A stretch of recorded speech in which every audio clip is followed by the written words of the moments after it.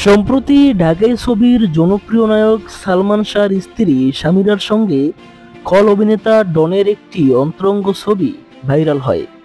ছবিতে সালমান হত্যা মামলার অন্যতম আসামি ডনের সঙ্গে বেশ অন্তরঙ্গ অবস্থায় দেখা যায় এক নারীকে।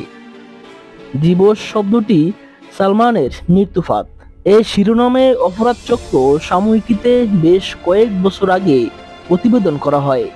সেই প্রতিবেদনে বেশ কয়েকটি ছবি জুড়ে দেওয়া হয়, তার মধ্যে ভাইরাল হওয়া ওই ছবিটিও ছিল। ছবিটিতে ডনের সঙ্গে যে নারীকে দেখা গেছে সেটি তিনি নন বলে দাবি করেছেন স্বামীরা। এ ব্যাপারে তিনি বলেন, এটা আশা ভালোবাসা নামে একটা সিনেমার শুটিং চলাকালীন তোলা। ডনের সঙ্গে যে মেয়েটিকে ওই ছবিতে দেখা যাচ্ছে ওটা আমি নই, ওটা নায়িকা সাবরিনার সঙ্গে ডনের ছবি।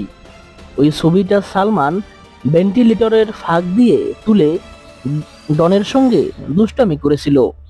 এরপর ডন ওই ছবি নেওয়ার জন্য সালমানের পেছনে 3 দিন ঘুরেছিল। দেখুন, সালমান শাহ সম্পর্কে আপনাদের ইমোশন আমি বুঝি, শ্রদ্ধা করি। ইমন আমাকে ভালোবাসতো, আমিও ইমনকে ভালোবাসতাম। তাই সবকিছু নিশ্চিত না হয়ে আমাকে অপবাদ দেবেন না প্লিজ।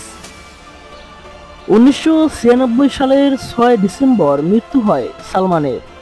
তখন থেকেই নায়কের পরিবারের দাবি তিনি খুন হয়েছেন, আর খুনের সঙ্গে সালমানের স্ত্রী সামিরা জড়িত। সম্প্রতি সালমান হত্যা মামলার আরেক আসামি আমেরিকা প্রবাসী রুবিও সালমান হত্যার জন্য সামিরাকে দায়ী করেন। তবে সামিরাও তার পরিবারের দাবি সালমান আত্মহত্যা করেছেন। 29 বছর পেরিয়ে গেলেও এটি হত্যাকাণ্ড নাকি আত্মহত্যা এ নিয়ে কোনো কুলকিনারা হয়নি।